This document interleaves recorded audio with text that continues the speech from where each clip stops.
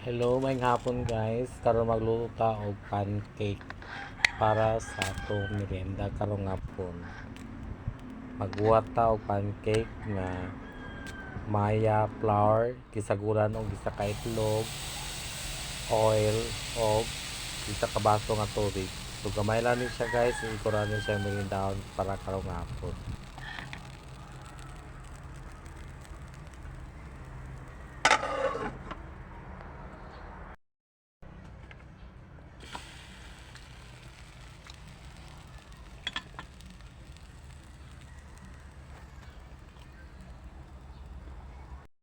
Check po ang ating lutong pancake. 3 minutes in every size lang siya para hindi siya mapagod. So babalik ka rin mo after 3 minutes, then takpan uli, then check mo uli kung ayan, hindi siya pagod.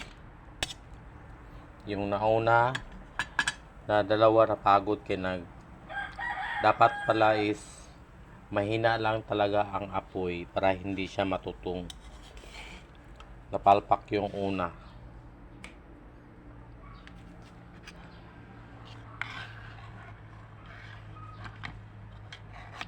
So maglagay tayo ulit ng butter. Yan.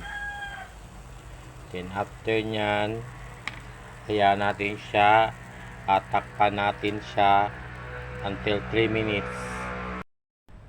Ayan guys, 3 minutes siya, binaliktad ko at ininaan ko ng apoy para yung pancake natin ay maganda ang pagkaluto. So check ko after 3 minutes. Ayan, kundi pa, balik pa natin. So yan siya guys. Kaya pa natin siya ng 30 seconds. Kasi na natin to kay konti na lang. Malaki siya. So yan. Sayang na lang kay maliit din pag hinati pa. So inubusan natin siya. Yan siya guys. Okay. At takpan natin siya for 3 minutes.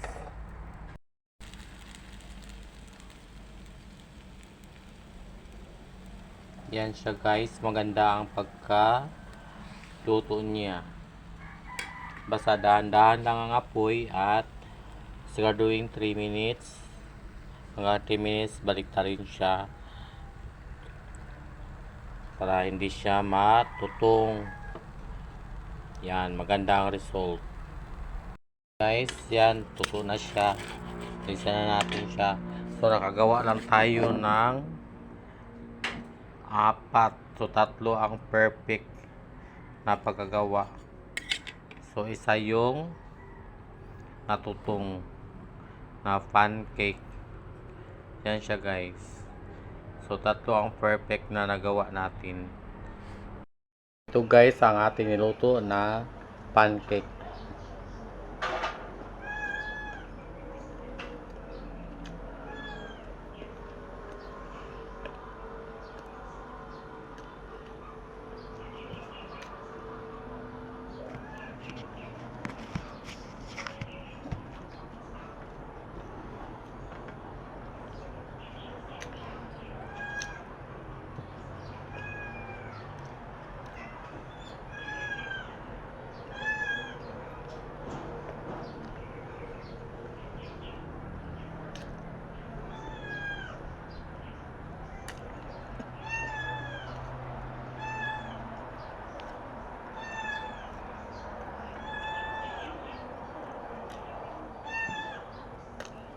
Lapit kayo siya guys.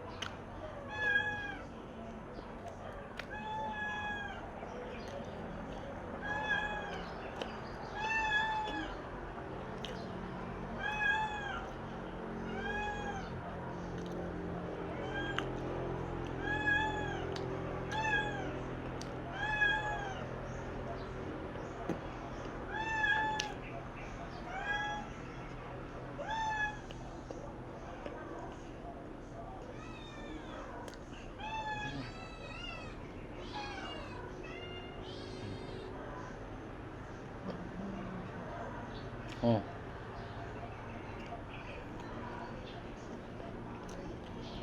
Malayo ang pusa. Bigyan natin ng konti.